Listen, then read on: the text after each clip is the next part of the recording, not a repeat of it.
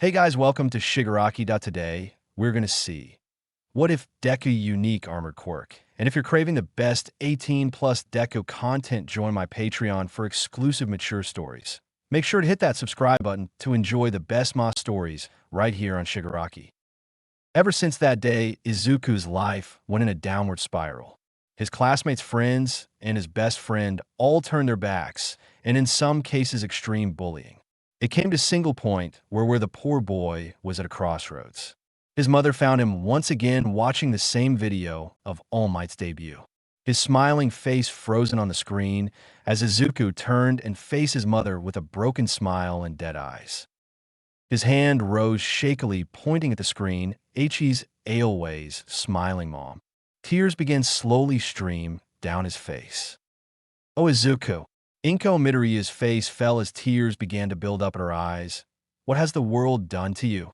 She thought sadly as she slowly walked towards her son. If only Hisashi was here. "See, can I be a hero like All Might Mom?" Izuku asked, the broken look plastered upon his face. Inko's heart shattered before determination began to burn inside of her. If Izuku wants to be a hero, who am I to deny him that? She smiled down at Izuku as she embraced him, and his eyes began to spark with life. "Of course, Izuku, and I'll help you every step of the way."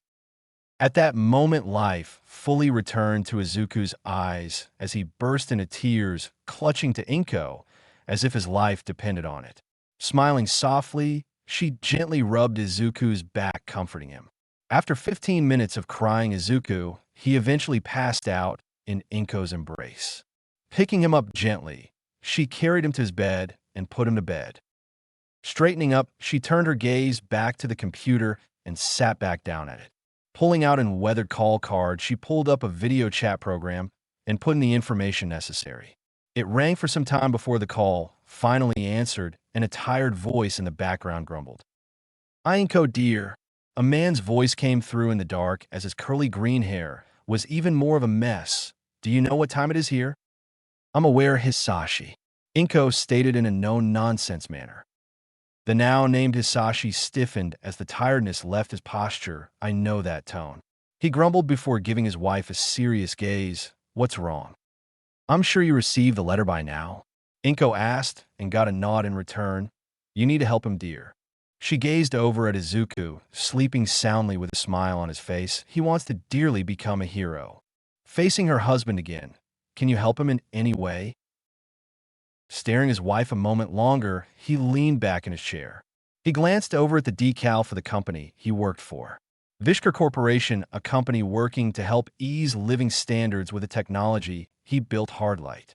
It was still experimental, given that it was originally a byproduct of his quirk given form. Though he had been working on technology to give the user the ability to harness Hardlight. Nothing was concrete yet, but he'd be damned if he didn't complete it to help his son. Shifting his gaze back to his wife, he grinned. "Of course, dear. In fact, I know just the thing. Shizuka Hospital Underground Facility, age 14. Son, this is possibly the most ingenious or possibly the dumbest thing we have ever done." Hisashi chuckled, looking over at his son, who was giving him a deadpan look from across the room. Coincidentally, surrounded by needles, of course. After a moment, Izuku chuckled. "It's amazing how often they tend to come in hand with each other." Hisashi chuckled before looking back at the screen. "Are you absolutely sure about this, Izuku? I need to know if you are 110% with this. There's no going back." Izuku stared at the needles in front of him with a determined glare as he remembered what exactly is in it. Flashback. Many discs of Hardlight. Hayashi stated incredulously, "Look, son, I wanted to help wield Hardlight, not give you an artificial quirk. It can't be done. But Dad, this will ensure that I'm good at being a hero," Izuku stated with determination. Hisashi shook his head in exasperation. "Son, I've tried for years trying to find material to encase Hardlight, and I've come up short everywhere. The Vishker Corporation is about ready to give up on it. Have you tried finding a quirk to hold it in place?" Izuku asked as his father stopped in his tracks. Hisashi stared blankly at the wall in front of him. A quirk that could hold it in place. If he could figure the essence behind the quirk that actually held it in place, then maybe he could. Izuku, you're a genius. Izuku chuckled and accepted the eager hug from his father. I learned everything from you, Dad. After finally releasing his son, he questioned, Anywho, what would you use these mini discs for?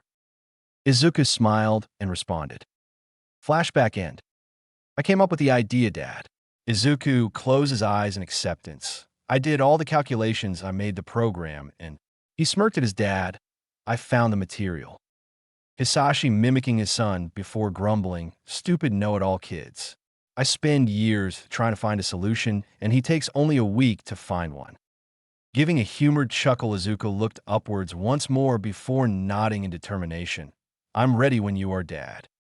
Letting out a weary sigh, Hisashi nodded, pressed a few buttons in front of him. First, we will apply the numbing agent. A few needles lowered from the ceiling and placed themselves at key areas before slowly and gently piercing his skin. Next, we will inject Hardlight discs into key points for maximum flow. Hisashi looked and gulped heavily at his son. I love you, son. Izuku smiled, love you too, Dad. As the needles pierced his skin, once more, they slowly injected the products of their hard work. And now it's in God's hands. Hisashi thought with worry as he monitored the disc's progress.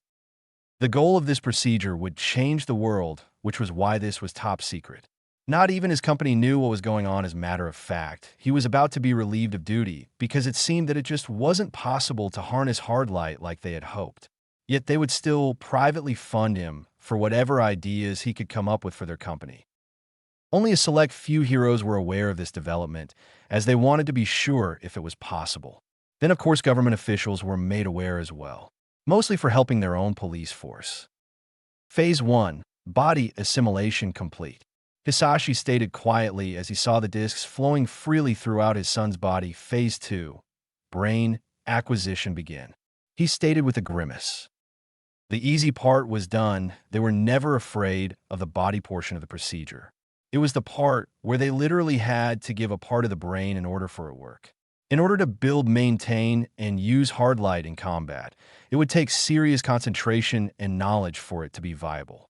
Something the human mind can't necessarily do easily, let alone in combat.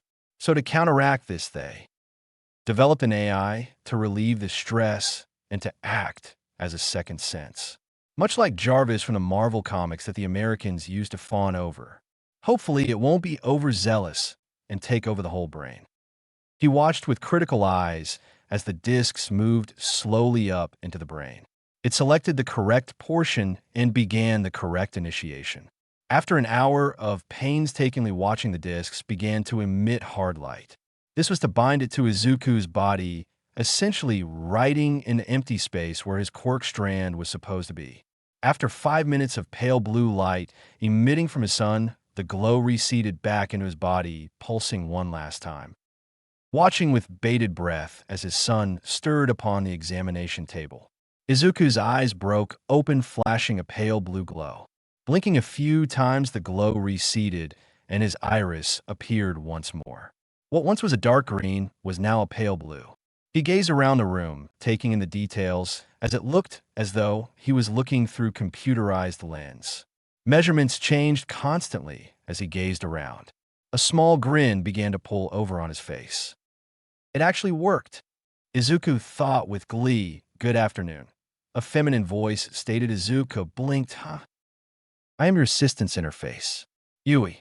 The now-named AI greeted cheerfully. Hello there, Yui. It's nice to meet you. Izuku greeted in return. I'm Izuku. A pleasure to meet you, creator. Yui stated with cheer. I am here to assist you with your Hardlight quirk and take some of the load off of your brain. It giggled. I give status updates, internal reports, as well as looking up any necessary information. Incredible. I didn't think you would be this interactive. He thought in wonder. I was designed this way by you, but due to the nature of humans and the assimilation to your brain, I was given a personality. Yui giggled sheepishly. I hope this isn't a problem. Not at all. Izuku shook his head. It'll make things more interesting. Though, is it possible for me to have my own thoughts? That is, without you hearing them. He could almost feel as if Yui was nodding in affirmation, of course. All you need to do is activate the command privacy, and I'll be cut off from your senses. Izuku nodded in understanding. Thank you, Yui. Looking across the room where he saw his father looking at him curiously and worriedly. Izuku smiled and waved at him and gave him thumbs up. Procedure success. Izuku grinned. Hisashi sighed and then grinned as he walked up to his son and gave him a hug. Thank goodness. He looked down at his son before taking a step back and examining him. The process seemed to have bulked up his muscles a considerable amount, nothing outrageous, but enough to be noticed. He could see his son's eyes darting every which way, showing that he could see more than he did before. He could also see the urge to try out his newfound gift. Well, let's head to the practice room. Hisashi grinned, seeing the growing grin on Izuku's face. I want to see what you can do. Izuku raced to the door in eagerness that one would find in a young child who got into a candy store. Racing down the hall, he quickly punched in the code for the training room. The lights flickered on, and he placed himself in the center.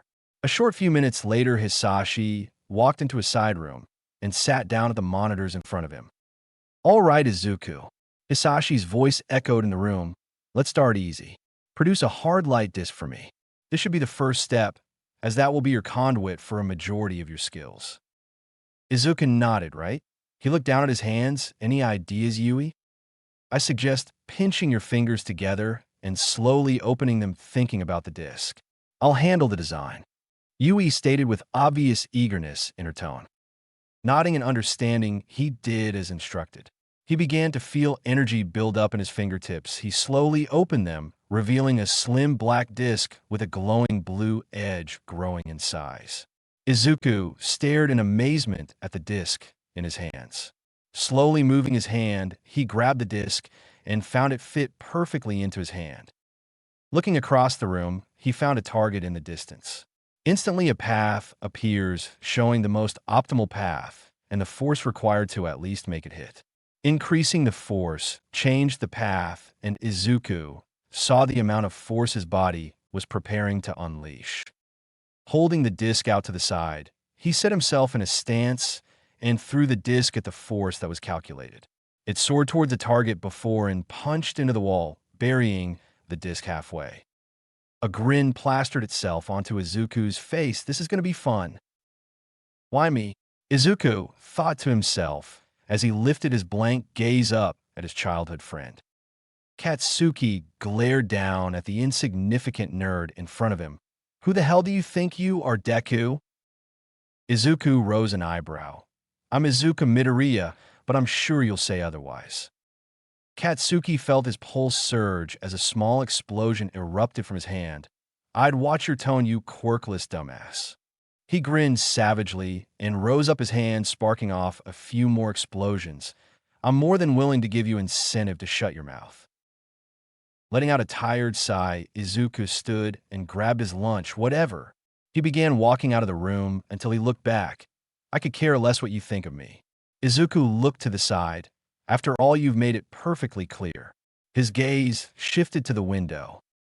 You'd much rather me be dead. A glare at the boy across from him than alive.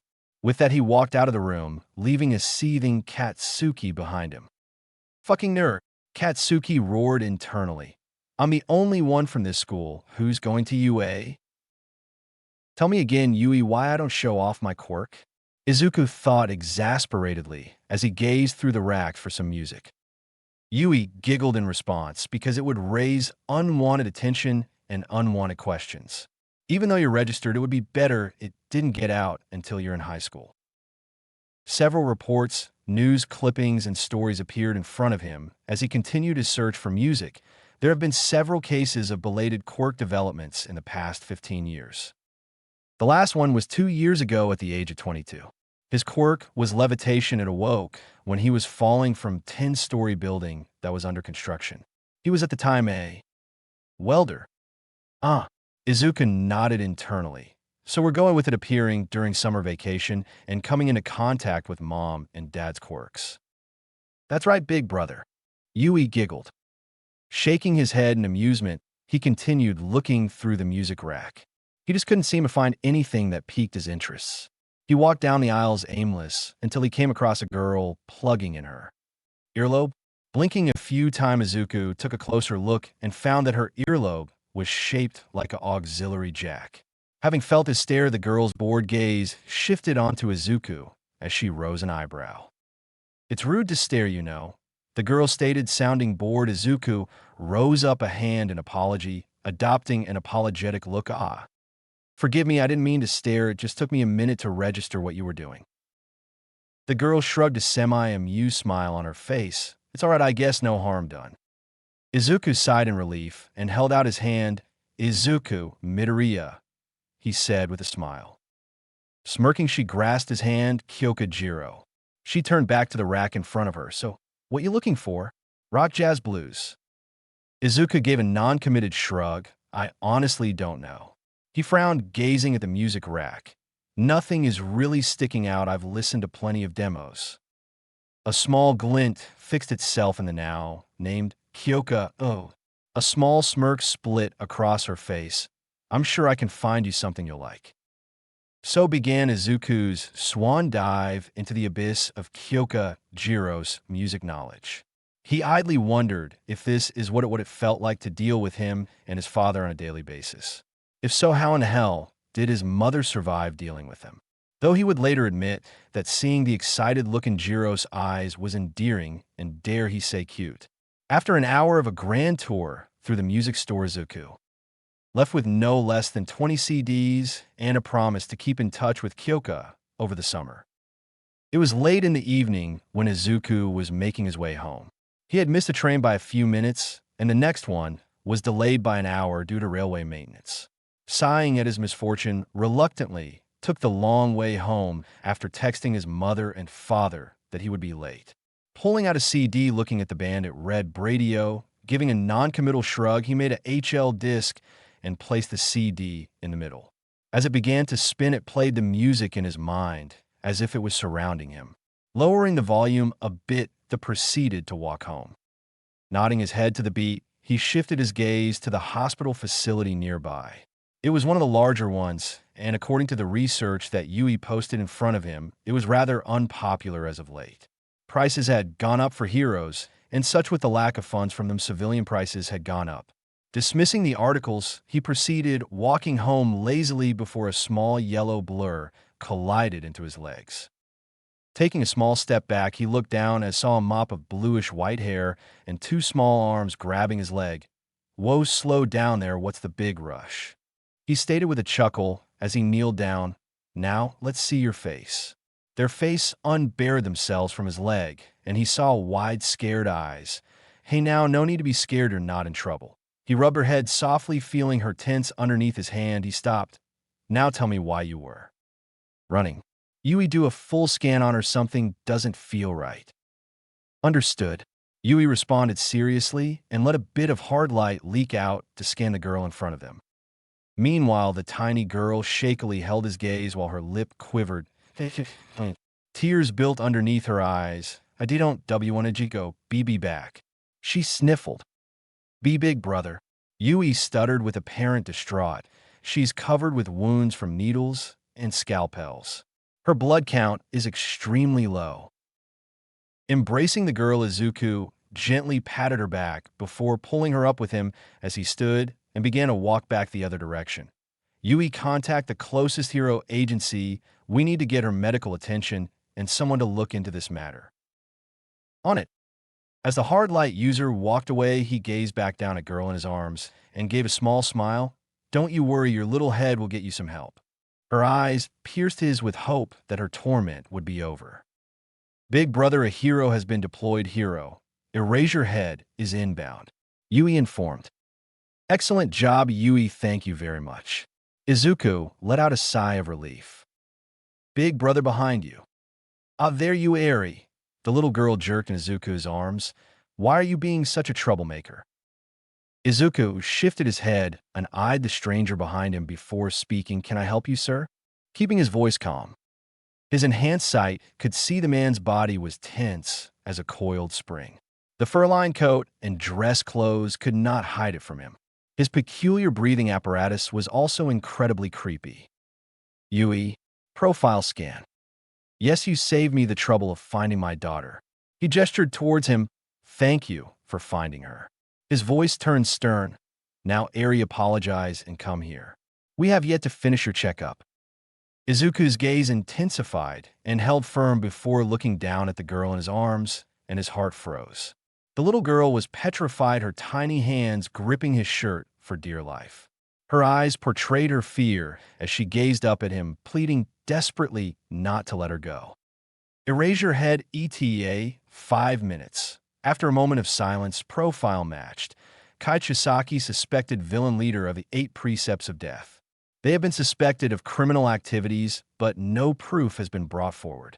He has no biological relations, and certainly not to the now identified Eri. Yui stated clinically.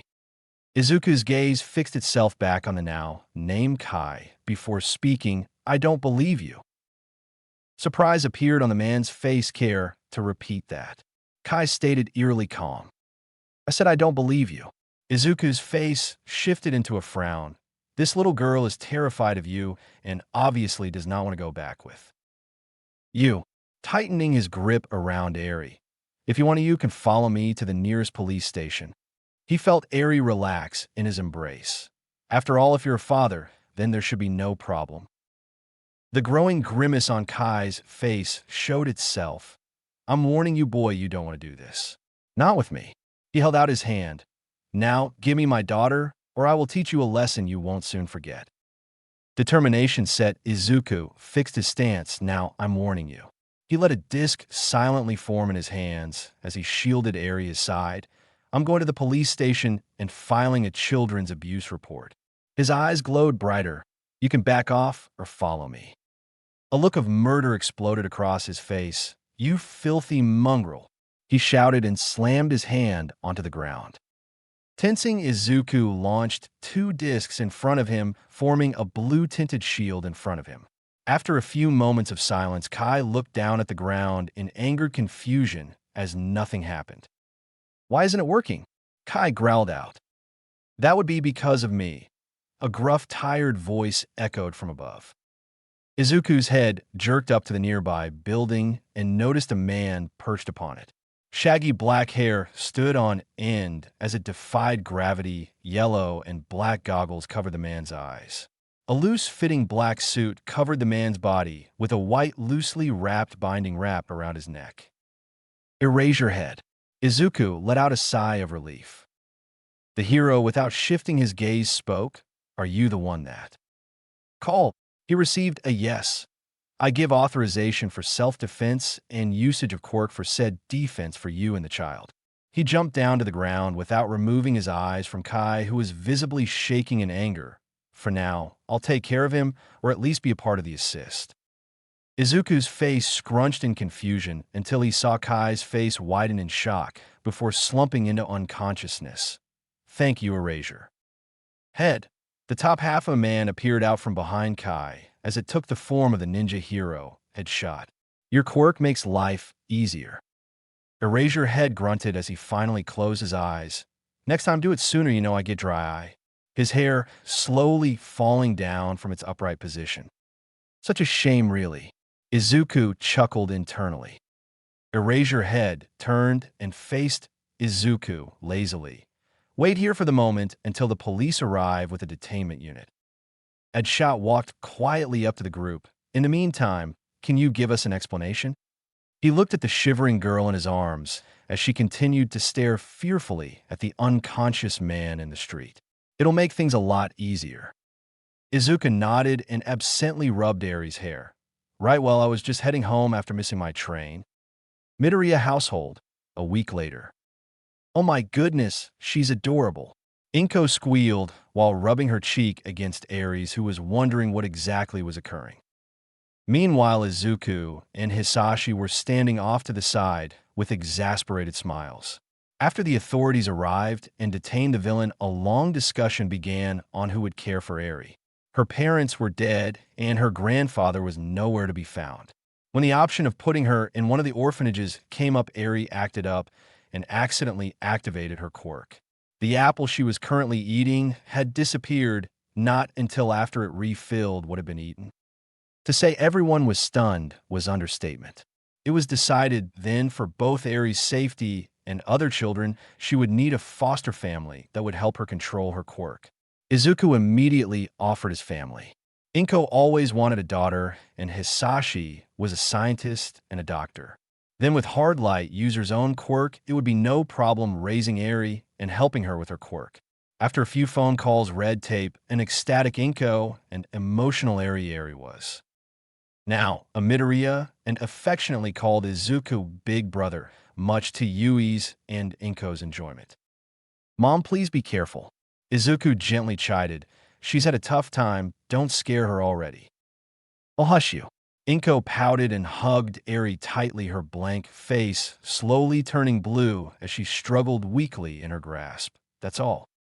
The more reason to dote and love on her more, so she doesn't have to be so repressed. Hisashi and Izuku felt a bead of sweat fall as he pointed at Inko. "Dear, you're suffocating her."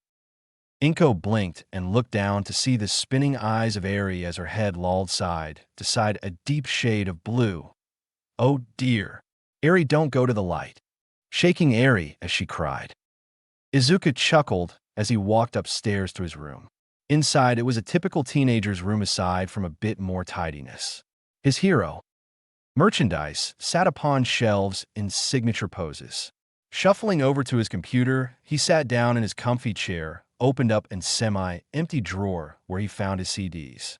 He picked up the one he was listening to on the night. He saved Eri and popped it in the CD player in the nearby stereo.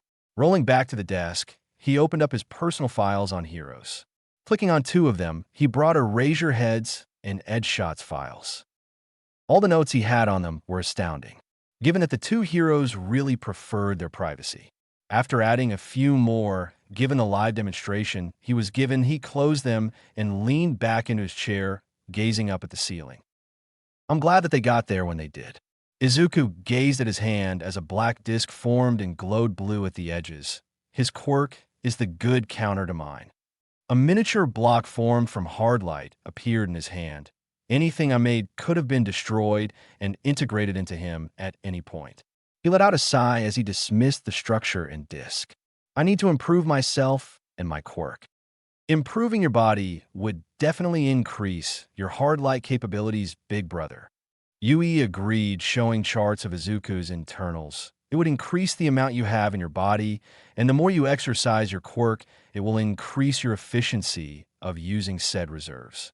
Showing a projected future analysis. By theory, it is possible to reach a strength level of lifting a car over your head easily before the entrance exam. Of course, not just physically, but with Hardlight amplifying your body, it will help, but your body needs to be able to handle the strain. Bringing a hand to his chin, Izuku thought it over. Definitely doesn't sound too bad, but finding a regiment like that won't be easy. Hand began tapping to the beat of the song in the background. What about with Hardlight alone? What can I lift easily by the exams? After a moment's silence, Yui answered, "As of right now, you could lift a car easily with Hardlight. If you're using a disc at the moment, it'll be easier, but a pure construct will tax your reserves severely. Approximately 15% per minute on a pure construct, but with a disc, it will only be 5%. The disc, being the medium, will regulate how much it needs and not waste." Izuku nodded in understanding, of course. He let out a sigh. Yet again, how do I find a workout plan like that? A screen popped up in front of him. What's this? All American Dream Plan? Sponsored by All Might.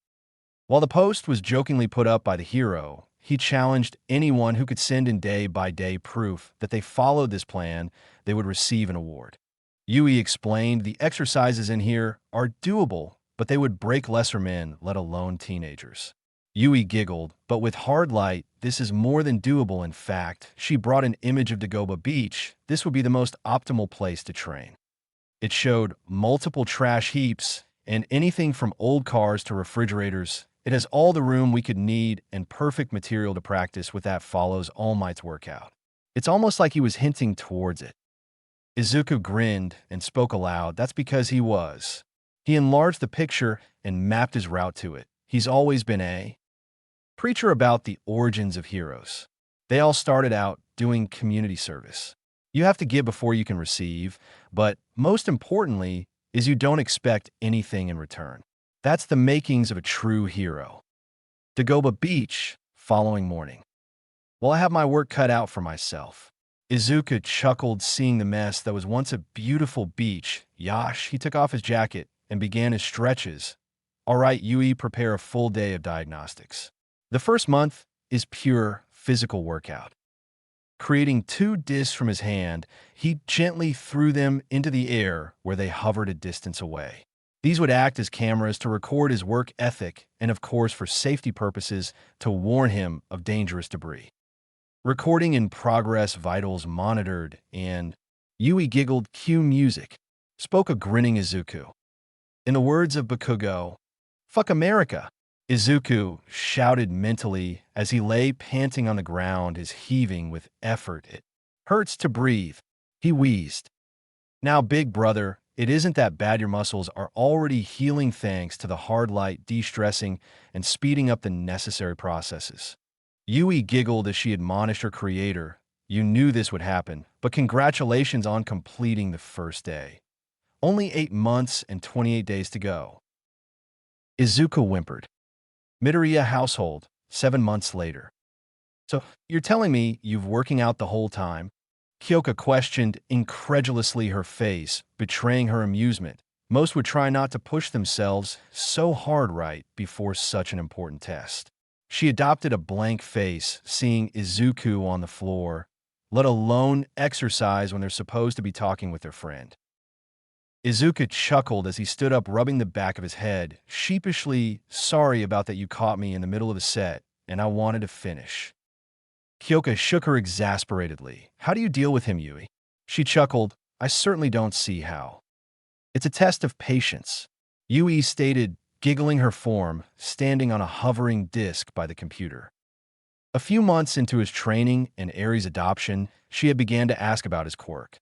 After explaining it as best he could, Eri had wanted to meet Yui, and Inko wanted to as well.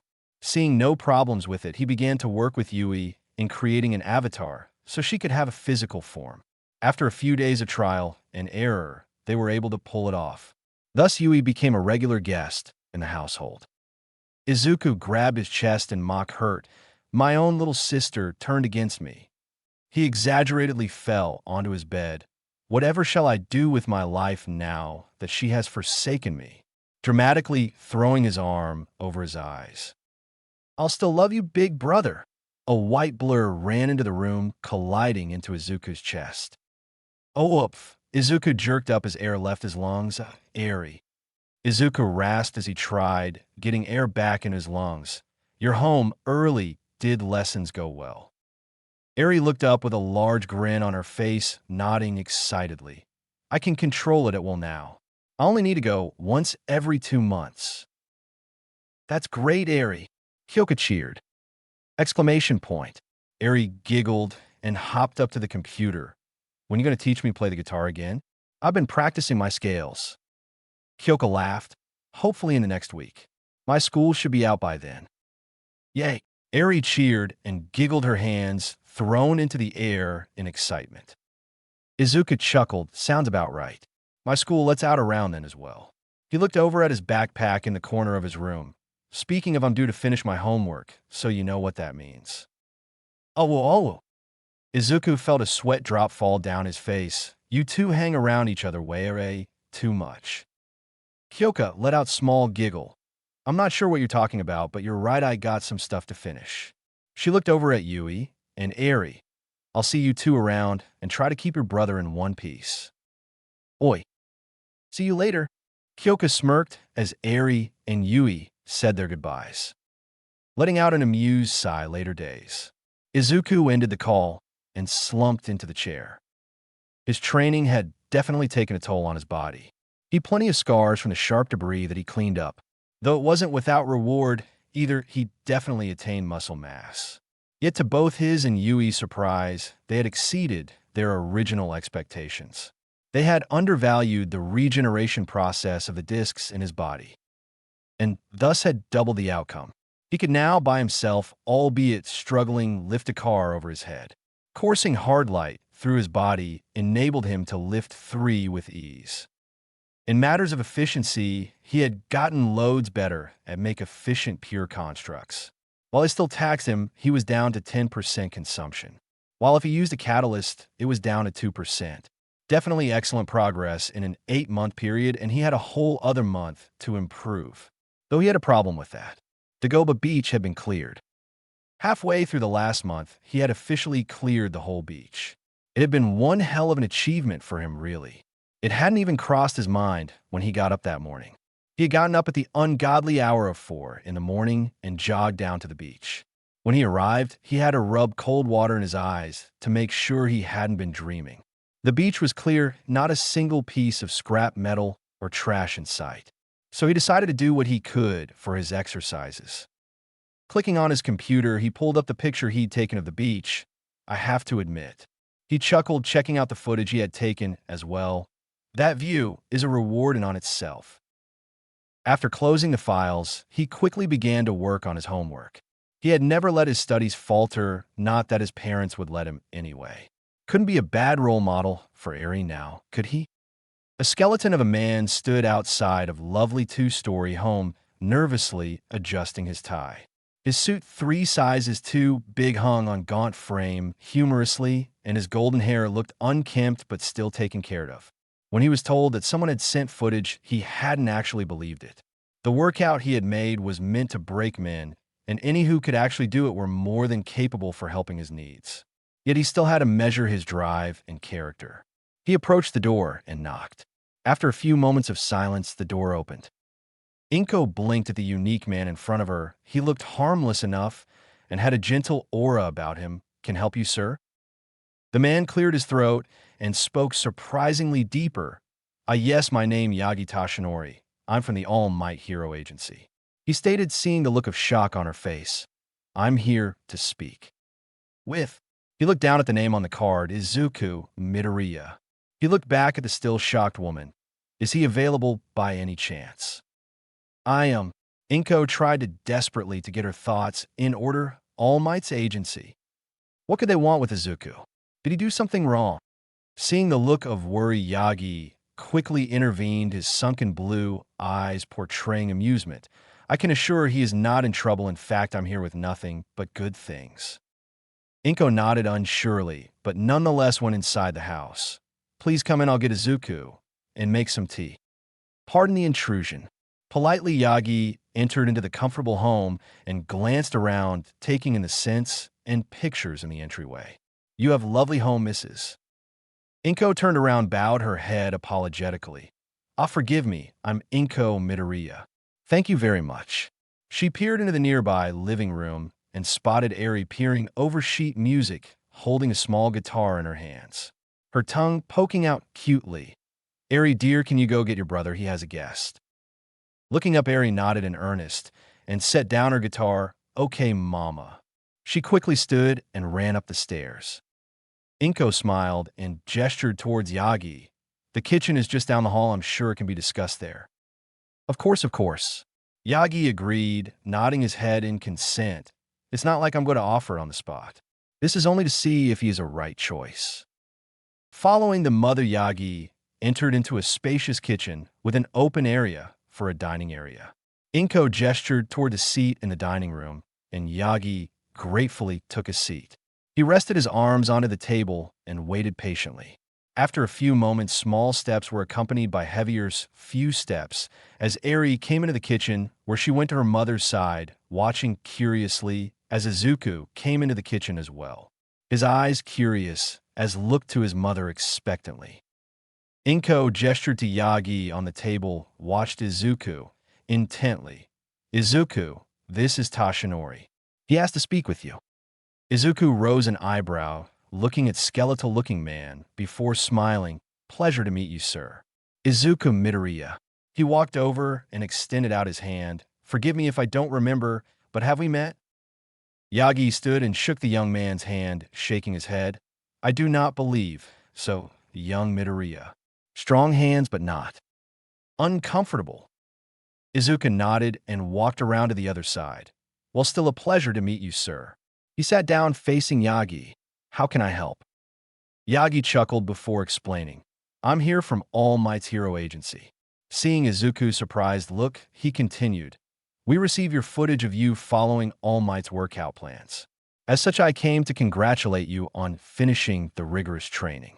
All Might wanted to meet you himself, but he has a lot of work on his hands, as I'm sure you're aware. Izuku blinked in surprise before responding, I don't recall sending in the recordings. Confusion came across both himself and Yagi. Across from him, that is before Izuku deadpanned and made a disc. Yui, would you care to explain? Yagi looked confused before a blue light flickered from the disc and projected a little girl with long hair and a white dress who giggled cutely. Well, I figured that if you were going to be doing it, may as well enter it. She turned and looked at Yagi, who looked bewildered at the sight before him. She hovered over and waved, hello there. I'm Yui, nice to meet you. Yagi hesitantly waved at the little girl before shifting his gaze over at Izuku, who was pinching the bridge of his nose in frustration. Is this your aunt? Izuku sighed before answering, she's a part of my quirk, yes. He looked over at Yui before shrugging. She's an artificial intelligence that helps take the load off of the specifics of my quirk Hardlight. Yagi nodded in somewhat understanding. I see. How peculiar, I didn't think they were this interactive from what little I know. Izuku chuckled. She's special in that front. She's actually part of my brain that I gave up. So due to the unique nature of the conscience, Yui here developed a personality as well. He then looked over apologetically at Yagi. I do apologize, though I didn't think she would send that to you. I only had the recordings to monitor my vitals and as a lookout for my personal safety. I had no intention of entering the contest. Yagi nodded in understanding. Be that as it may, you were the only one who succeeded in the challenge. Reaching into his pocket, he pulled out a small case. As a gift, I have a passes into All Might's agency for next week where you can meet him personally. Izuku's eyes bulged. Passes to his agency? He hardly lets anyone in there. As well as a free voucher for a costume design to whichever hero academy you choose if you decide to go, that is. Yagi explained with a smile on his face at the excited look on Izuku's face. All Might looks forward to meeting you. It's not every day he meets someone that can do his younger workouts. Izuku took the case with a barely visible shake in his hands. I don't know what to say. He chuckled shakily. I really wasn't expecting this. I just wanted to better myself, and seeing that I got stronger while restoring a beach to its former glory was just a perk. Pocketing the case, he saw Yagi's approving look, but I'll be sure to stop by his agency. After all, Izuku grinned. He's my favorite hero. Yagi grinned, feeling warmth flooding his veins. He had to control himself before he burst. Excellent drive, young Midoriya. A great outlook for a young hero. I hope to see you as a future hero. Standing up with Yagi, Izuku took his hand in a firm handshake. You'll see me there. I'm going to UA, and I'll give All Might a run for his money. Yagi roared with laughter. Be sure to hire me when you do. After trading a few more pleasantries with everyone, Yagi excused himself and bid everyone farewell. Walking down their pathway towards the car that was waiting for him, he couldn't help but look back at the house with a smile. He's definitely one to be worthy. All Might Agency, 1 week later. Still hard to believe I'm here, Izuku thought to himself. All Might's agency was just like an office building in terms of looks. It had more to it, of course, but it wasn't over the top like some heroes tend to do. Izuku noticed some of his sidekicks coming and going from the premises and internally geeked at a few of them. Finally gathering the courage to make it to the door, I pulled out my pass and pressed the buzzer. ID, please. A bored feminine voice came over. Izuku Midoriya. Pulling up the pass, he read the numbers on it. Doors open, please come to the front desk, was his reply. Opening the door, he walked inside and saw that it was far more luxurious inside than it was outside. Even more heroes milled about in the lobby, and of course businessmen and the like were there as well. Taking in the sights, he finally made his way to the front desk. After presenting his ID, he was granted access to the elevator to All Might's floor where he was waiting. With nervous anticipation, he rode the elevator up 12 floors before reaching his destination. Upon opening the doors, he was greeted with the giant form of All Might himself. His ever-present grin on his face and his classic Silver Age costume proudly worn. If it was possible, his grin got wider and his form bulged. "Oh, if it isn't young Izuku," All Might boasted out with a laugh, extending his hand out for a handshake. He continued, "It's an honor to meet a young man with such devotion." Izuku's hand grasped All Might's hand, seeing it almost disappear into it. "No, no, All Might, the honor is mine. I hadn't even meant to enter, really." He quickly made a small disc that projected Yui's small form. "It's thanks to Yui that I'm even here at all." All Might roared with laughter. "Of course, Yagi told me all about her." He bent down to be level with projected little girl. "A pleasure to meet you, young Yui, and thank you for showing me young Izuku's endeavors. Such deeds should not go unrewarded." With a grin, Yui bowed. "It was no problem, Might." Izuku frowned. "But All Might, I wasn't expecting anything as a reward." He pulled out his phone and pulled up an image and showed to his hero, "This was more than enough for me." All Might shifted his gaze to picture on the young man's phone. He himself was beginning to feel pain from the smile on his face, wanting to stretch further. The picture showed the many families and tourists milling about what was once an illegal trash heap to a now beautiful beach that many people would make memories into the future. Once more, All Might laughed, his form trembling with excitement. "This young man is definitely the one that will carry my torch." Finally calming down, All Might's gaze finally rested on Izuku. "Young man, it is rare these days for one so young to have such an admirable outlook." He turned and walked towards the window. "That is why I have a proposition for you." All Might turned around, his smile was gone into a more calmer look that did not fit the imposing man. "What I'm about to tell you does not leave this room, young Izuku." For a moment his eyes glowed. "I've kept this from public eyes for a reason, and I need to know that you're at least willing to do that for me." Feeling it hard to swallow, Izuku nodded. "Oh, of course, All Might." A grim smile fixed itself across All Might's face. "Well, it's now or never." Moving to stand in front of Izuku, his body began to emit steam from all across his body. Alarmed, Izuku almost shouted until All Might rose a hand for silence. Watching in shock as All Might shrunk. After a minute of silence, and watching the increasingly smaller All Might shrink at the steam, revealed a skeleton-looking man with gaunt-looking eyes and a mouth that didn't seem to fit his. Izuku blinked once, twice, thrice. "Mr. Tashinori?" Yagi rose an eyebrow. Not quite the reaction I was expecting, really. Once everything registered, Izuku began to fret. "Oh my god, All Might, what happened? Why are you like this? Was it Toxis chainsaw? Nanoit cold beheem still weak than woe cold it." Izuku spiraled down into incoherent mumbling. Yagi felt sweat fall down with an exasperated look on his face. "There it is." After a while of panicked, muttering explanations, and now diagnostics, Izuku was now beyond worried.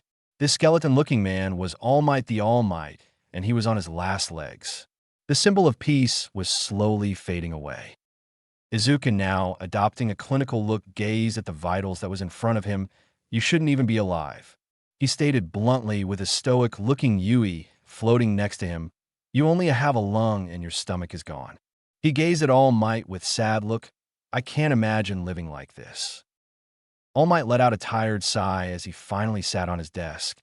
"It's because I'm not living, I'm surviving." He slowly slid off the desk with a grunt of effort. "I put up this facade to ease the public simply because I am the symbol of peace. I can't let them falter in their beliefs." Izuku gazed sadly at All Might. "Is there really nothing you can do to fix it?" All Might shook his head, negatively, his eyes dimming. "I've had countless surgeries, and their best efforts are before you." He sat down in his chair with a sigh. "Only because of Miracle Girl am I able to continue being a hero, and only 3 hours on the best of days." He turned and faced Izuku with a determined gaze, "Which is why I am looking for a successor."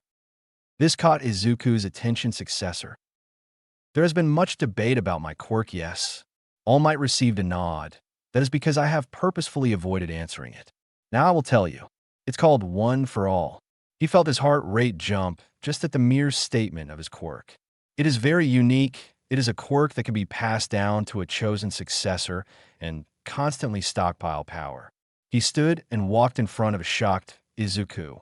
I have chosen you to be my successor. You will be the ninth bearer of One for All. You show many of the traits that would make you the perfect successor. Reaching out a hand, he smiled. What say you? After a moment of stunned silence, Izuku smiled sadly. All Might, I'm sorry, but I can't. I'm finally here. Izuku gazed at the building in front of him. Time to prove what I'm worth. Deciding to hang back from the building to prevent being trampled by the eager test-takers, he rested against the front gate, observing the crowd. The amount of uniqueness was staggering to behold, from useless to incredibly powerful. Izuku had to mentally hold himself from geeking out over it. Hey, Izuku. Well, he was also waiting for a friend. Smiling, Izuku turned to greet his friend. Hey, Kyoka. He gave a small wave as she jogged over to him. Glad you could make it. She huffed at him. You know well enough that traffic would be hell today. Kyoka lightly slugged his shoulder. Izuku chuckled, rubbing his shoulder playfully. So abusive, Kyoka. He grinned and started walking to the building. Well, let's get going. Shaking her head in amusement, quickly caught up and walked beside Izuku. She remembered like it was yesterday how she met Izuku in that music shop. Honestly, she was kind of embarrassed. How she acted letting the music nerd come out. Even more when he took up her offer of keeping in touch over the summer break. She wouldn't change it for anything now. The amount of entertainment she had, because of him, was priceless. Kyoka cast a look up at Izuku. As they continued forward, noticing his determined gaze, she smiled a little. Definitely don't regret it. Feeling a set of eyes on him, Izuku looked over to Kyoka, staring at him, and rose an eyebrow. Is there something on my face? He pointed at several spots. Feeling a blush slowly rising on her face, she faced forward, stuttering. No, nothing at all. Her ear jacks quivering beside her. Oh, Izuku drawled, unconvinced, but nonetheless dropped it as they continued. Deku. Izuku groaned, but continued forward, ignoring the questioning look from Kyoka, and muttered, I really don't want to deal with this right now. Storming up from behind him, Katsuki Bakugo wore an enraged look that was far more pronounced than his normal agitated look. From their last conversation in that classroom, the two had butted heads on numerous occasions, to the point that teachers had to get involved unless the two would hurt themselves. Izuku, finally fed up with it, just started flat out ignoring him. Anytime Katsuki would corner him, he would just plow his way through as if he didn't exist. Would ignore every taunt, jeer, insult, and anything else you could imagine. So once again, Izuku would just ignore him, though, since they were in a public setting. He might as well enjoy it a bit. Katsuki barged up behind Izuku and grabbed shoulder and pulled him back, facing Izuku's blank look, ignoring Kyoka entirely. What the hell? DKU, he growled. I told you not to come here. Izuku blinked, rubbed his ears, and turned it towards Katsuki. I'm sorry, did you say something? Kyoka snorted and covered her mouth to keep herself from laughing, while if possible Katsuki became further enraged. His grip tightened on Izuku's shoulder while he had to constantly hold back to not accidentally activate his quirk. It may have been tolerated in their school, but the open public may not. Katsuki would not risk his hero career because of something so simple. Matter of fact, do I know you? Then again, it may damn well be worth it. Katsuki seethed at Izuku as he saw the amusement in his eyes as the girl next to him was. Now, clutching her stomach as she laughed, I'm warning you, Deku. Stay out of my way. He growled fiercely as he went to shove Izuku. Before he could, though, Izuku grabbed his wrist and held it firmly, moving it to the side. And I'm warning you. Izuku stated seriously, looking Katsuki in the eye. I don't care about you. You are not a focus of my life. He glared at Katsuki. So mind your own damn business, and I'll mind my own. Izuku turned around and started walking away. With Kyoka walking away with him, her amusement gone with the tense atmosphere. Good luck or whatever. He waved lazily as he walked off. Katsuki stood stock still as his face leveled out to a blank look. His fierce look gone as he looked after Izuku, his thoughts running rampant through his head, before settling and began to glare fiercely at Izuku. He absolutely hated being ignored, pitted, and most of all dismissed, especially when it came from someone who was quirkless. What right did Izuku have to so casually dismiss him? Just you wait, Deku. A menacing grin came over Katsuki. I'll put you in your place.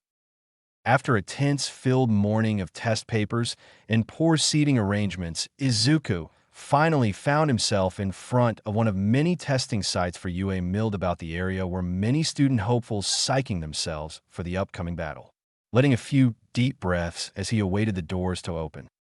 All right, Yui, what's the best course of action here? I'd rather not take a guns blazing approach. I'm Nobukugo. He chuckled lightly at his joke. After a moment of silence, Yui responded, the best course would be to skirt around the perimeter. A map appeared before him, laying out the miniature town. Using our new attack method would be beneficial, but please be aware of your consumption. If possible, rely on physical skill. All right then, sounds like a plan.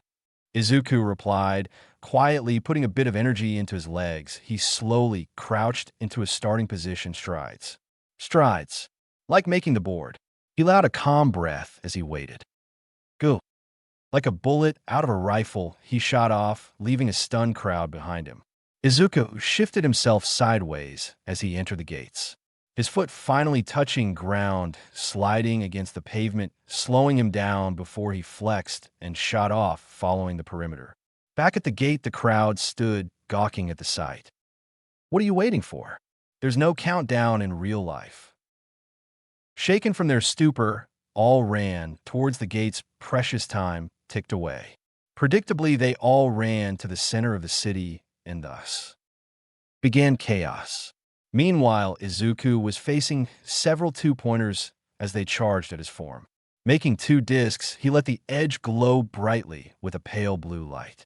Sliding in front of the first two, he jumped, thrusting a disc upwards with his jump, and cut through the metal with ease. Reaching the crescent of his jump, he span in the air, thrusting his other disc into the robot's backside and let it slide. Landing in a crouch, he launched forward while the robot behind him sparked and exploded, taking out the one next to it.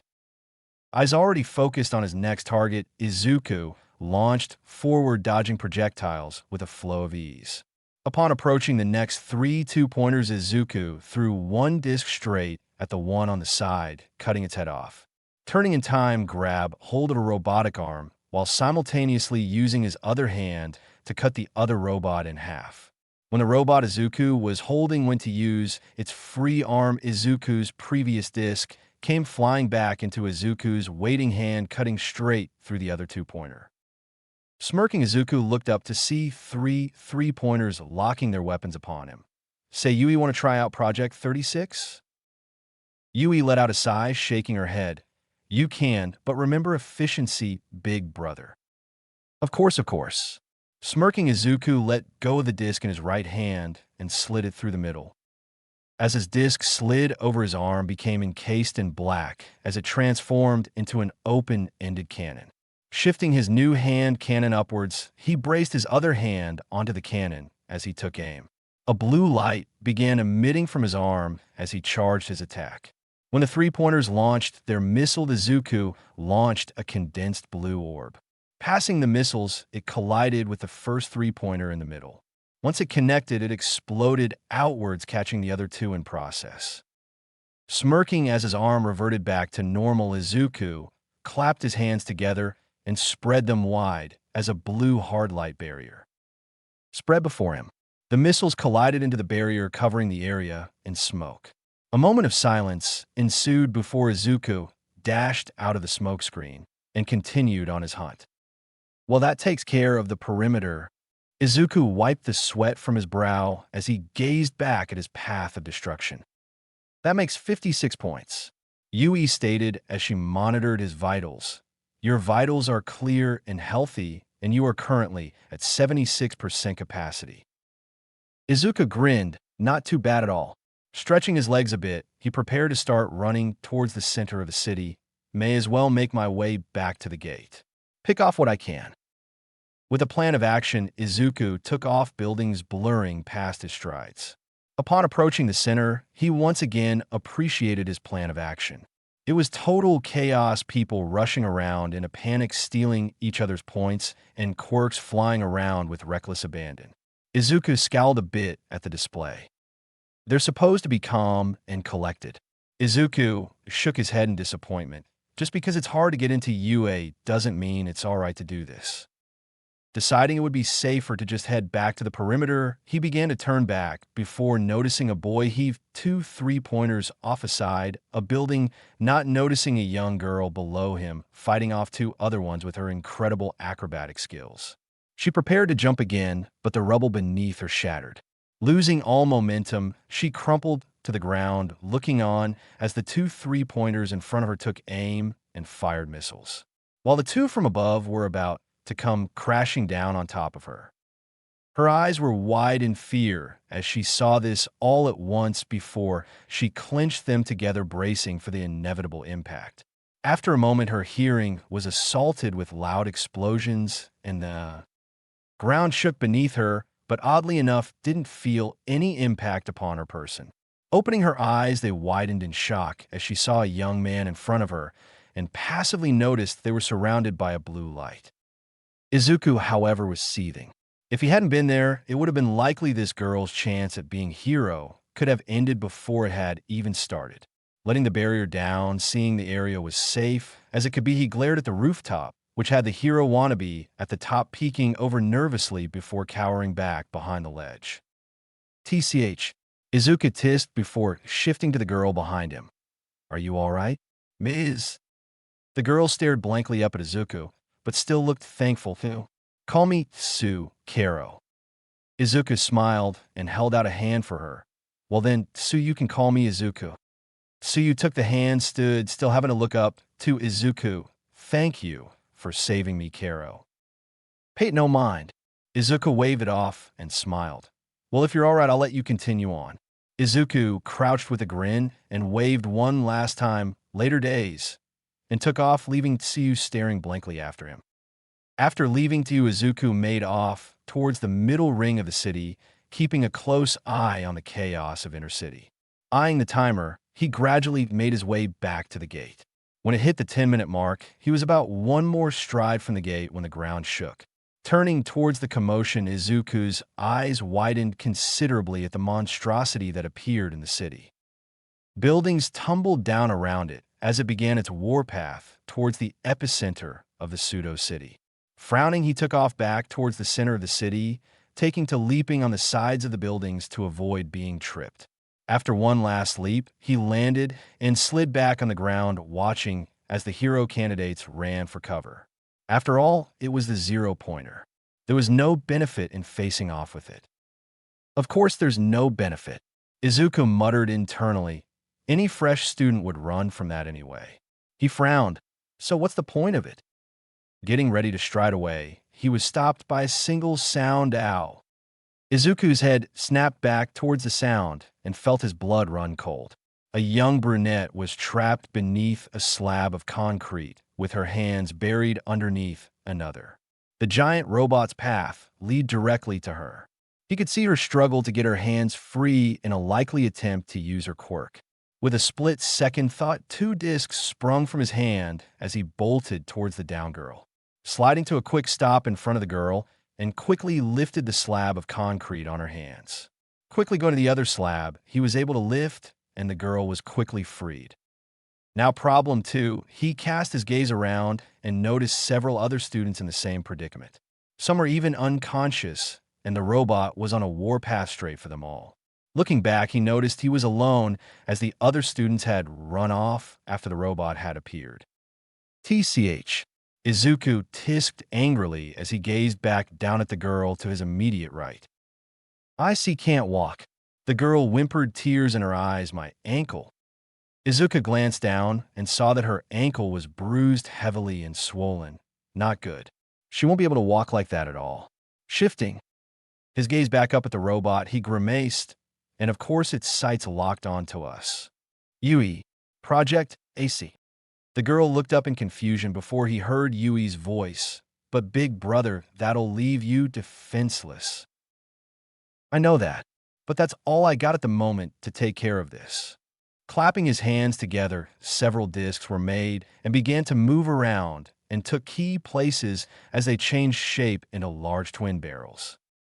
While forming, the girl watched in awe as the boy in front of her made something out of his quirk. She could see several of the previous discs made from before begin spinning, emitting blue light with arcs of what looked like blue electricity.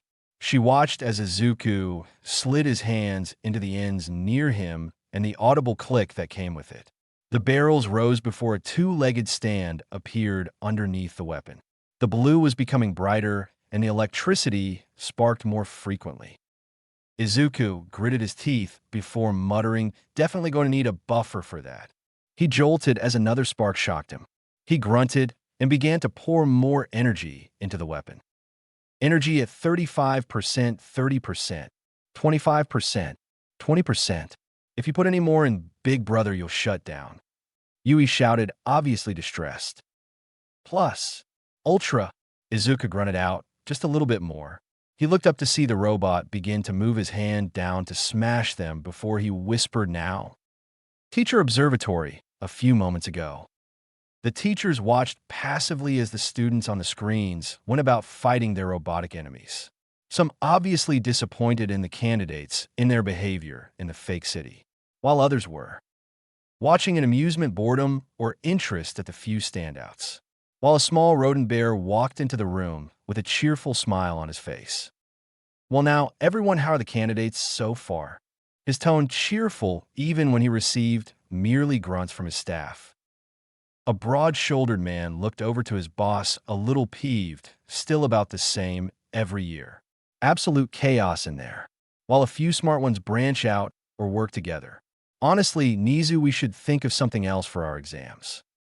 The now named Nizu nodded in understanding. I will put it under advisement. Aizawa has stated the need for the same thing. Now Vlad King care to tell me the few smart ones are. Nizu's pause rose in quotations. Vlad King nodded and pointed at a screen that had evilly grinning Bakugo. This young man started by using his powerful explosions to attract attention and directing their fire. Not only is his quirk strong, but he can use it in several maneuvers. Flicking over to another screen showed Izuku saving a young girl. This examinee started out taking the perimeter with strong strides and eliminating many of our robots with ease. His quirk is very unique. It has many defensive uses as it does offensive, as shown here. Vlad King went on explaining the various ones he had spotted, while Nizu listened on patiently with a smile on his face. After finishing his explanations, many of the teachers began watching the pointed-out students with interest. A few minutes of silence passed before Nizu opened a switch on the arm of his chair. Well, now let us see how they act under true pressure. Nizu quietly chuckled and pressed the button. From all the testing centers, giant robots made their way out of their hiding spots, each locking on to the nearest vulnerable target. Much to the resigned disappointment of the heroes, many of the applicants ran away from the monstrosity. Noticeably, there was a redhead that could enlarge her hands that was able to quickly grab several fallen students and make off with them before they were crushed. In another zone, the explosive teen was using the distraction to attract more of the robot's worth points to rack up more. In another, a young woman was using her acid on the tracks of the giant robot to slow it down, while a few others grabbed injured students. Then finally came interesting scene that had Vlad King and many other teachers looking in shock. What in the world? They saw a young green-haired teen from earlier charging up a weapon they hadn't a clue what it was. They closed in on him and noticed that there was a girl next to him that couldn't seem to move along with a few other students stuck under debris. The only standing person was the young man himself, while the other students had run off. Nizu grinned. How interesting. He knew he couldn't save everyone if he had to dig them out, so he chose the next option. Izuku glared up, his eyes completely covered in blue light as he roared, "Arc Cannon." The unleashed blast shot forwards at blinding speeds. Before the robot even registered the attack, the top half was disintegrated in an instant. As the blast continued in the sky, parting the clouds in its wake, the conscious students stared in shock at the remains of the robot before them. Slowly turning their heads to look at Izuku, who was standing still with his head still staring ahead, while his arms were at his side as the weapon from before had deconstructed. After a few moments of shock, the girl looked at the young man that had saved her. "Are you okay?" After a moment of silence, she feared he wasn't until he finally grunted, "Never asterisk spasm asterisk better asterisk spasm asterisk." The girl's eyes widened in shock as she saw small sparks come off of his body. What's W wrong? As Izuku spasmed, he explained, "Side effect, too much power." At once, Izuku's eyes widened as the blue light dimmed before his voice shifted slightly robotic. "Energy reserves. Critical.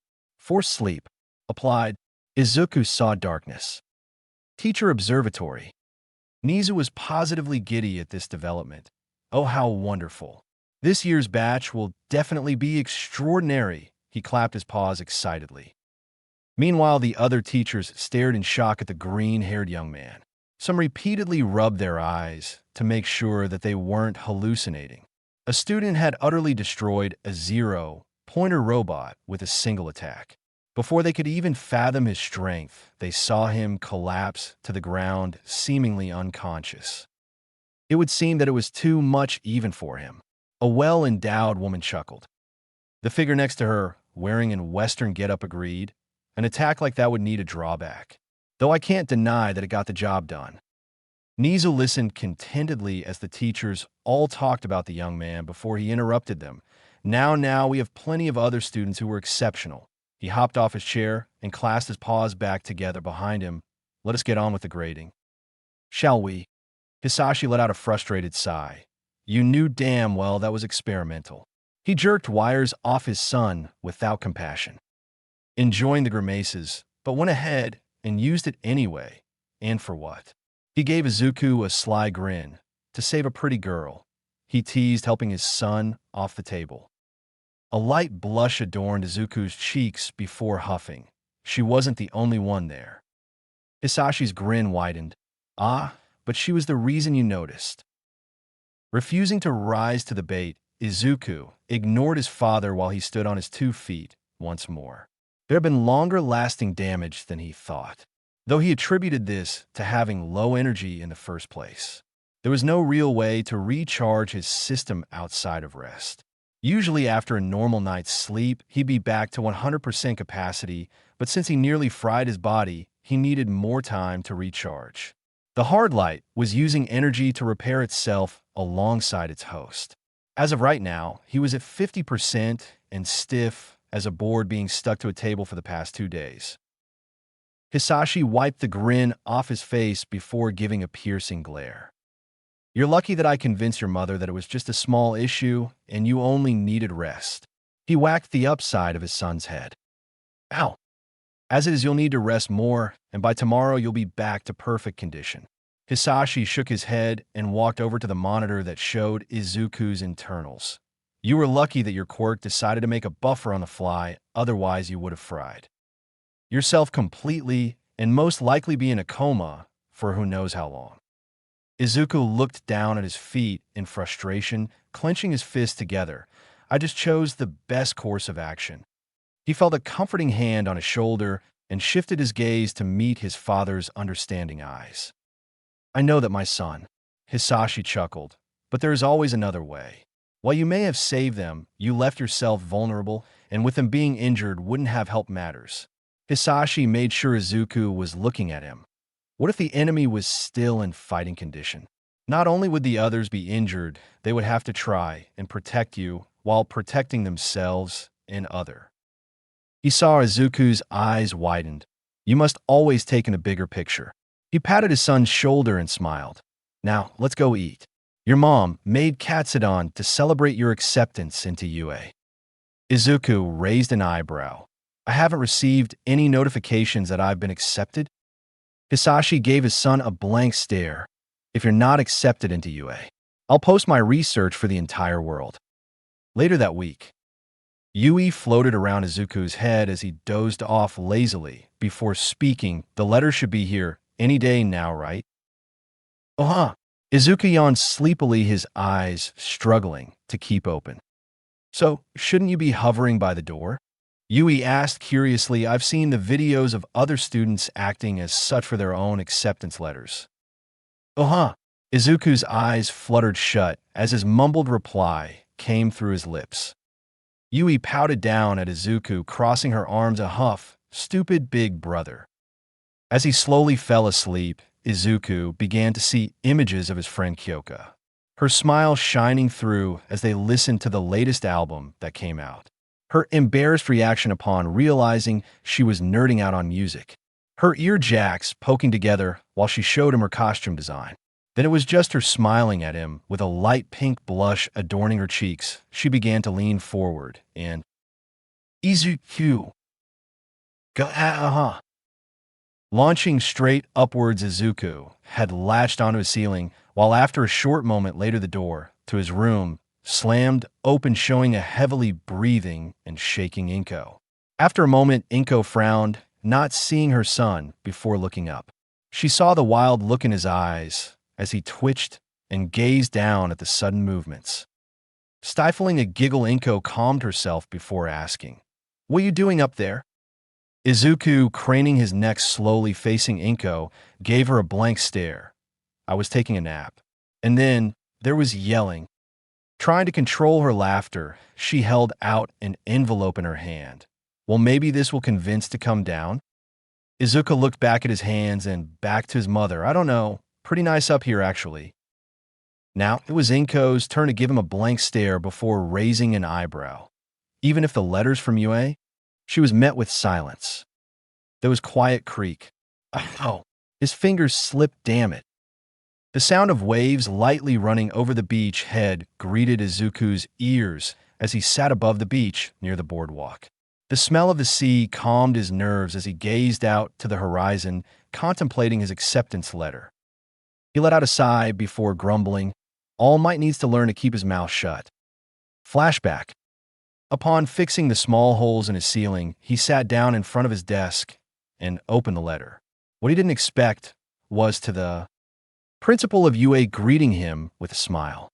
After the apparent traditional greeting for accepted students, as well revealing the rescue point system that was in place. Then his grin got predatory. Now onto a more serious matter of your quirk.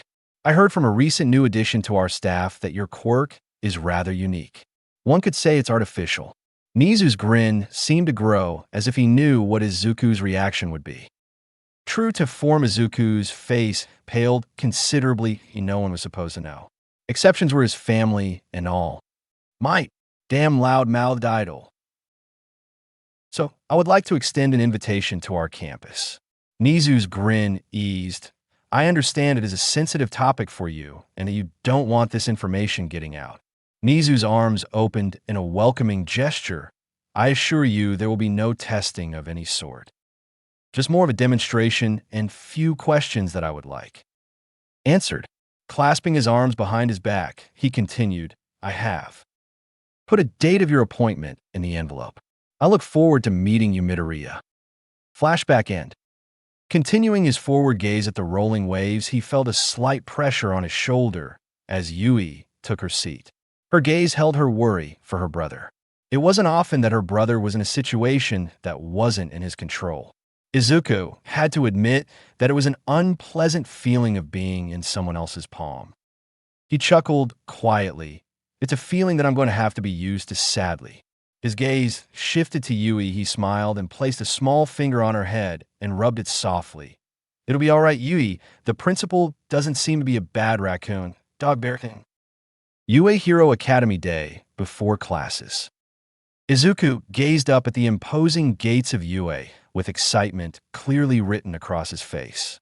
Despite the situation, the sheer aura of the Hero Academy before him lifted his spirits high. Upon arrival, he waited in front of the gates, waiting for his chaperone to guide to the training grounds. After a few moments, the gates let out a hiss, and the gates opened, revealing a very familiar figure. Whoa! Izuku was starstruck as his eyes landed on one of his personal favorite heroes, Power Loader. The revealed hero chuckled lightly with his metallic helmet gleaming in the sun. Oh, you recognize me, yeah? He walked forward, stuck out a hand in greeting. Nice to meet you, kid. I heard that you had quite the brain in there. He pointed at Izuku's head jokingly. Shame you're becoming a hero. Could have used a mind like yours in the support course. Izuku rubbed the back of his head sheepishly. I thought about it once upon a time before my quirk activated. A chuckle came from Power Loader's helmet. Yeah, activated. He chuckled again at Izuku's glower. In any case, I'm here to escort you to Training Ground Beta. Everyone's waiting, so let's hop to it. Power Loader turned and gestured for Izuku to follow. Izuku nodded and walked leisurely a step behind Power Loader, his gaze looking across the campus, taking in the sights of his future academia. He noticed a few students and teachers milling around with tasks or perhaps training in mind. He happened to catch a glimpse of a familiar figure from the previous year's sports festival. His blonde hair and imposing figure was hard to miss as he walked around with a confident smile. Upon noticing he was being watched, he turned, and his smile turned into a friendly grin as he waved. Responding in kind, he waved with a smile before turning to keep up with Power Loader. After a few more minutes of gazing, he felt a question bubble up.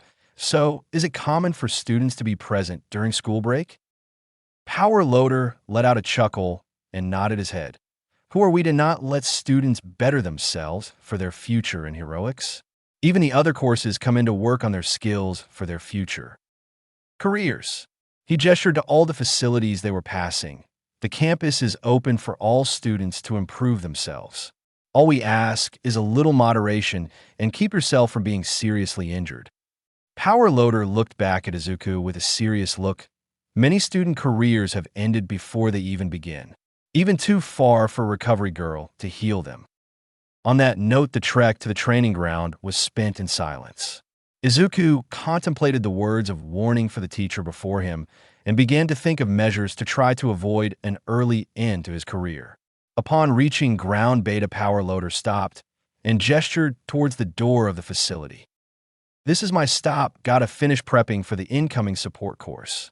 Hey, swipe this card for the door to open and perk up. Young Midoriya, it's nothing serious, I assure you. Everything discussed here will be completely confidential. With a nod, Power Loader walked off with a wave.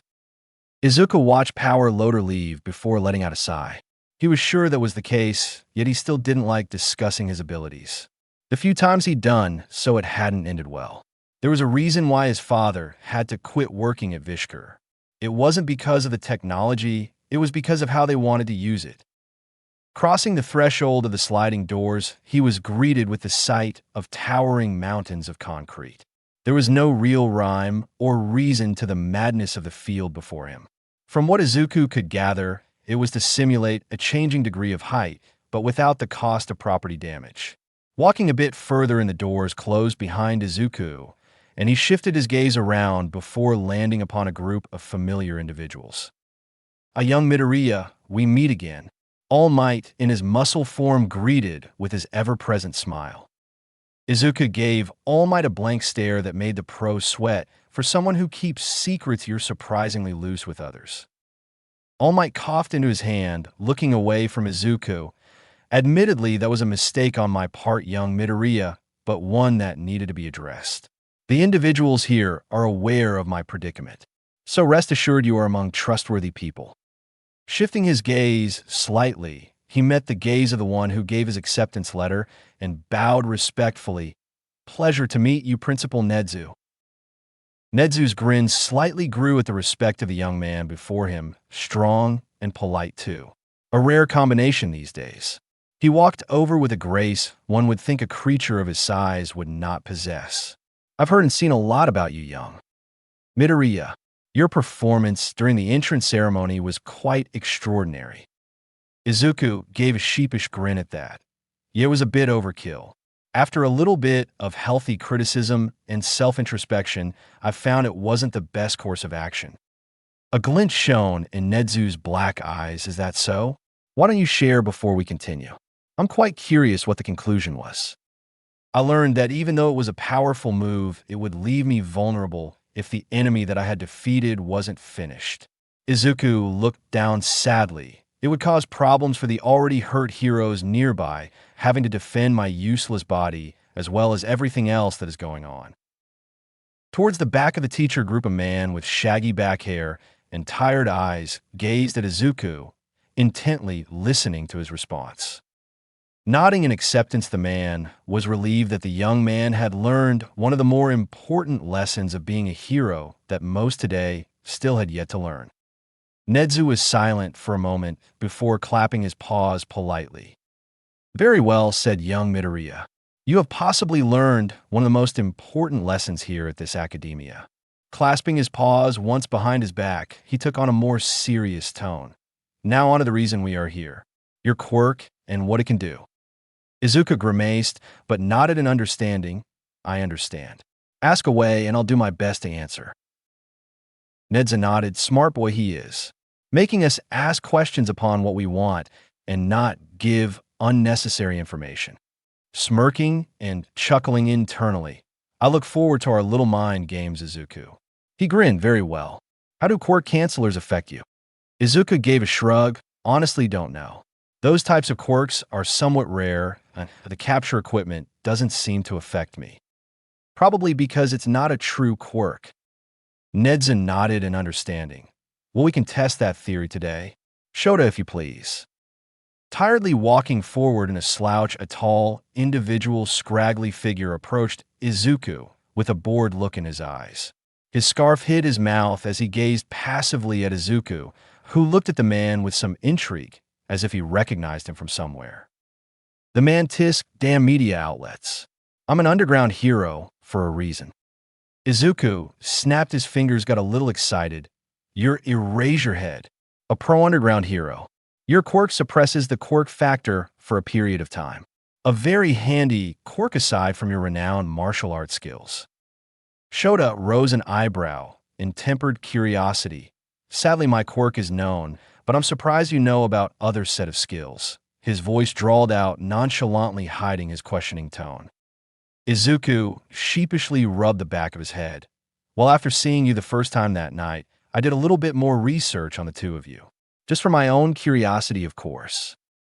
Nodding and understanding, Shota gave a slight smirk. "How is the little one?" Izuku gave a genuine smile. 100% better. Even has her quirk under control now." With the change of topic, Izuku relaxed and opened his fingers, showing the basic formation of his quirk. "This is my medium for Hardlight. It lessens the toll on my reserves and allows for more streamlined construction." The disc hovered toward the teachers, slowly building up a solid light structure of a cube in front of them. Once it approached Shota, he reached out and prodded the object with mild curiosity. Feeling that it was solid, his gaze shifted towards Izuku, who was gazing at Shota, waiting for his critique. Activating his quirk, staring at the cube, he wasn't surprised that it didn't even flicker. No surprise that the object isn't affected. Thought maybe the disc itself would be affected, but that appears to not be the case. Shifting his gaze at Izuku, who met his gaze head on, and surprisingly the disc didn't disappear, nor did the construct disappear. Could it be just an augmentation then? Izuku shook his head. "No, it is a quirk. Genetically, my quirk will be passed along, we found out after taking sample." Izuku blushed and turned his head, scratching the back of his neck. Aizawa frowned. "Then why doesn't my quirk shut it off?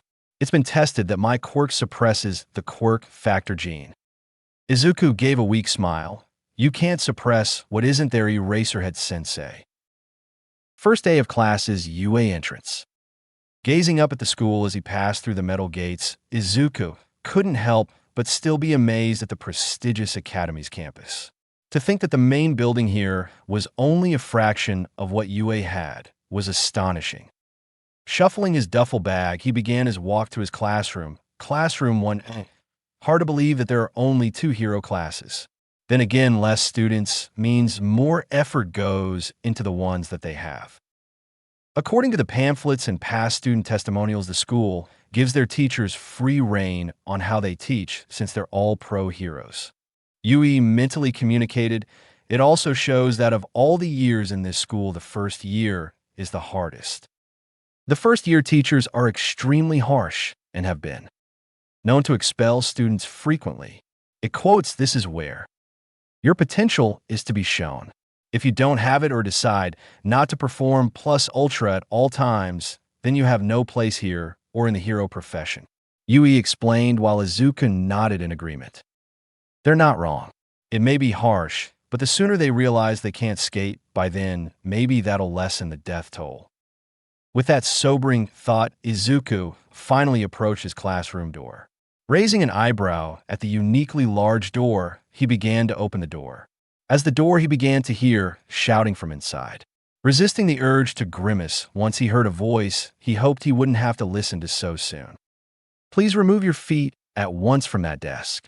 A tall, muscular, yet seemingly robotical student admonished the current student of Izuku's ire. "It is disrespectful to our upperclassmen and the craftsmen who made these desks." A blonde, spiky-haired individual known as Katsuki Bakugo snarled. "Who are you, extra? Matter of fact, what school did you come from?" The young man from before straightened and introduced himself. "I am Tenya Ida, and I hail from Semi-Private Academy." "Semi? You damn elitist, I'll enjoy squashing you like a bug." Bakugo's hand spasmed, wishing to unleash an explosion. "Like a bug?" Tenya seemed appalled at the individual in front of him. "You truly wish to become a hero?" His attention switched to the door that was opening that revealed Izuku to the classroom before straightening further, if that was possible, and marched towards the door. "Greetings, I'm Tenya Ida from Semi." Izuku raised his hand for a handshake and greeting. "I just heard my apologies for cutting you off."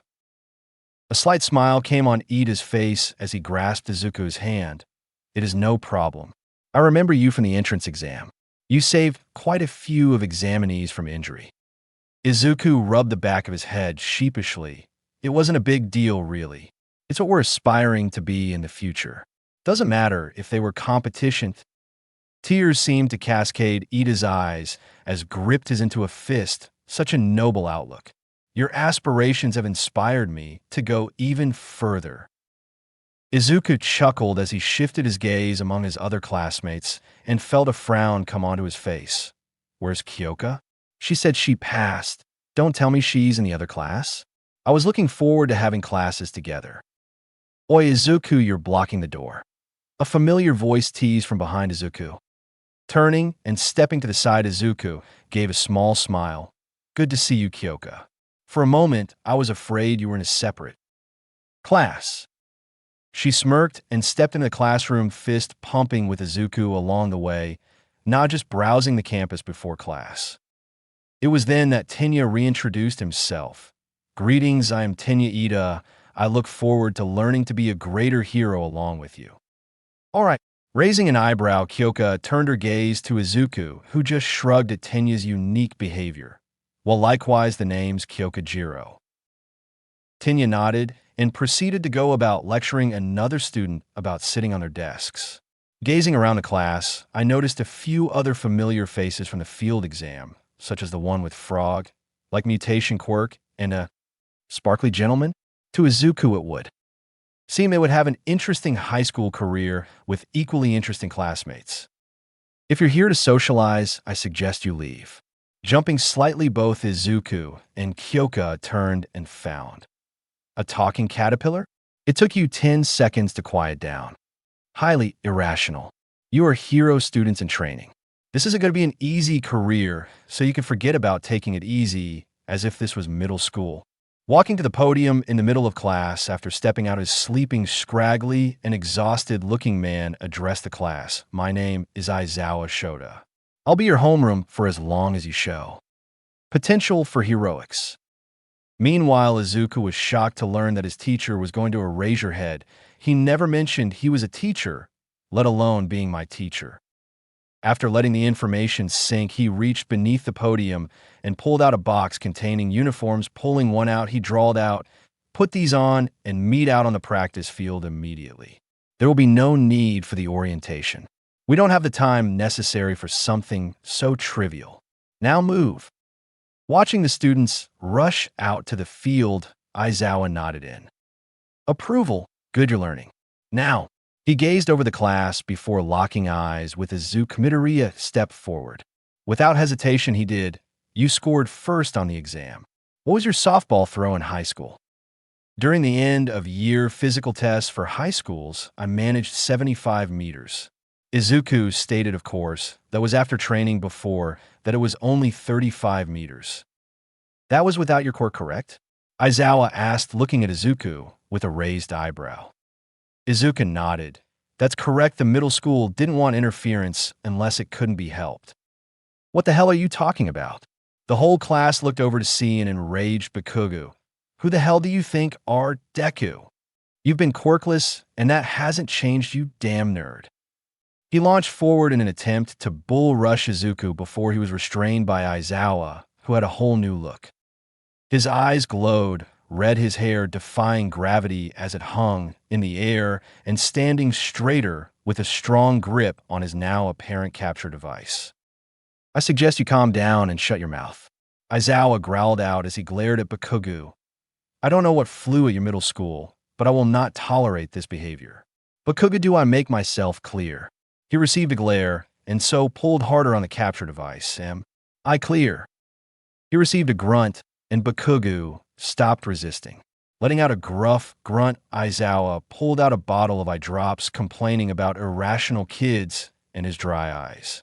Now, with Bakugo back with the other students, said individuals were looking at Izuku with confused looks while shifting back to Bakugo, who was giving Izuku a death glare. You may as well explain to them, otherwise we'll never get anywhere. Aizawa drawled out, shifting his attention to Izuku, who was waiting patiently. Nodding in understanding, he gave his rehearsed story. It's true. Making eyes go wide-eyed. I was quirkless for 14 years. Even though I don't have a toe joint for whatever reason, I didn't have a quirk. He shrugged. That is till this past summer vacation. My dad came home from his overseas job for the first time in a few years. A byproduct of my dad's quirk gave off a blue sort of light that could be manipulated by the hand until it dispersed, while my mother's quirk is minor telekinesis.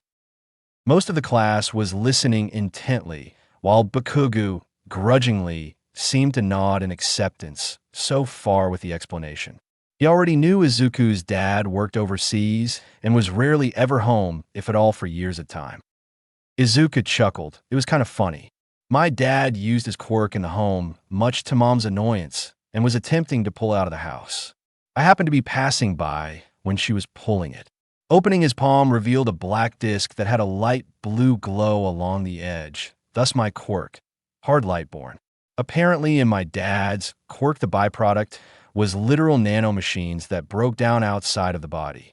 With Mom pulling it inside my body, it was a chain reaction within it. Let me tell you, though, it wasn't without costs. It wrecked my body. After that, the class seemed pacified with the answer while Bakugo was scowling. He didn't like the answer, but he seemed to begrudgingly accept it for now. Letting a sigh escape through his lips, Izuku turned to face his teacher, who seemed to be giving a look between impressed and wishing he had a shorter explanation. Now, that's done, no more questions. Aizawa growled out before tossing a ball at Izuku. You're going to rethrow that ball, but this time using your quirk. While the Department of Education may be complacent with quirks not being involved in middle school, I am not. You may use your quirk any way you see fit, so long as you don't leave the circle. Raising an eyebrow, Izuku walked to the circle, all the while creating several discs and having them floating about the air at the questioning look from Aizawa. He answered, then monitor my physical health and keep footage for later analysis. Blinking for a few seconds, Aizawa gave a response. I want you to monitor all students here and give me the footage later with physical fitness evaluations. Now, it was Izuku's turn to blink in surprise. I can do that, but I'll have a guest do the monitoring to take a load off. Pinching his fingers together, another disc thicker this time, and let it hover next to him. Yui, I'll leave you to the individual processes for my classmates. Blue light began forming to reveal a pixie-sized girl with long hair and a simple dress, of course, Big Brother. Flying up toward the other discs, she formed a chair and control panel and began the monitoring process. Walking forward away from the gawking class, he entered the circle and contemplated on how he wanted to complete the objective. Did he want to be flashy or do the smart and energy-efficient method? After another few moments of contemplation, he made a simple black disc and put the ball in the center and watched it fit to the size of the ball and watch it lazily float away from the circle up into the sky. Shifting his gaze to Aizawa and raising an eyebrow, "How long do you want to wait? I can go into space if I want to. Tried it once." Aizawa blinked before frowning. "You displayed quite some power at the exam. Are you holding back?" Izuku got the hidden message, "Tell them what you learned." Nodding in understanding, he explained his execution. "While that is true, I made several mistakes. First and foremost, I made myself useless. With the overload, my body was paralyzed. If for any reason that robot was intact and functioning, already injured heroes would have to protect me, civilians, and each other while destroying the threat. Not something heroes want to have to deal with. Also, that move took far too long to use, and such would have given villains more than enough time to counter me if they were real." Shaking his head, he continued, "Not to mention my quirk has energy limitations. As I grow, my reserves will as well. Right now they are healthy, but the lower my reserves get, the more detrimental and errors I'm going to have in the long run." Izuku took a breath and pointed up to the sky. "So, I decided to take the most energy-effective method. I have no range limit on my discs, and the energy they use to travel is negated by my passive recovery." Izuku grinned at Aizawa. "It's more logical to take the path with the least energy consumed. That's if the situation allows it of course." Aizawa gazed blankly at Izuku for a moment before a creepy grin spread across his face. "Listen, well, students, those words are something to live by." His gaze shifted over to the class as a whole. "Now, with that out of the way, we will begin these tests. First up, 100-meter dash." A female student with pink skin spoke amongst the others. "This is going to be fun." Some agreed with smiles on their faces. An ominous aura fell onto the class as they turned and saw Aizawa with his eyes shadowed. "Going to be fun, huh?" As of this moment, the student who scores the lowest on these tests in total will be deemed to have zero potential and will be expelled from the hero program. "What?" the majority of the class exclaimed while a few remained stoic. "Why, you can't do that?" the same female pink student from before shouted. "Here at UA, teachers have the full authority to train heroes in training as they see fit," Izuku stated, pulling up a screen made of Hardlight that showed a page from the student handbook that includes expulsion punishment as long as it is morally right and rewards barring certain exceptions. Izuku continues to read, "The expelled student may try to remain at UA and be a part of the General Studies Business course or the support program." The class gazed at Izuku in shock for confirming their fears, and some had small glares aimed at him. Izuku stood stoic, ignoring their plight. He didn't like it any more than they did, but he learned that the truth is more productive than giving lies. Aizawa nodded in appreciation before glaring, "Now quit wasting time." A collective shiver went down the entire class at Aizawa's tone.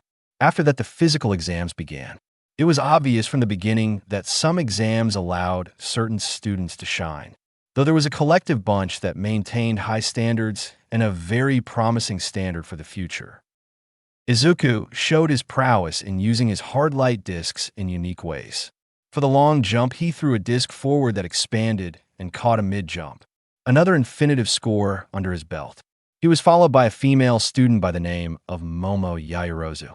Her quirk creation was incredibly versatile as his own. The only task that seemed to have a clear show that their quirk was made for it was the sidestep. Minoru Mineta quirk, pop off.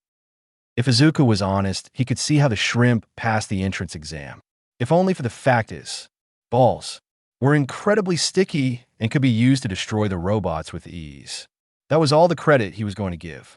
The shrimp was incredibly perverted and lacked common decency. The string of tests lasted for most of the morning into the early afternoon. Only a select few were tired from the tests. Izuku, Momo, and several others weren't winded at all. Not to say they didn't give their all, but they took Izuku's words to heart and used the least energy-intensive solutions to pass their tests. Now all stood before a blackboard awaiting for the results. It actually happened. A student was expelled from the Heroes program. On day 1, while Izuku was the one that stated the rule part of him, still believed that it was meant to push them to do their best. Though the student expelled wasn't a surprise to Izuku Minoru. Mineta. Apparently Aizawa had been keeping tabs on the uncouth behavior of the hero hopeful. While true we are young and hormonal, it was no excuse for the excessiveness the boy was showing. It was not something that should have driven someone to be a hero. Definitely not for a school that was as prestigious.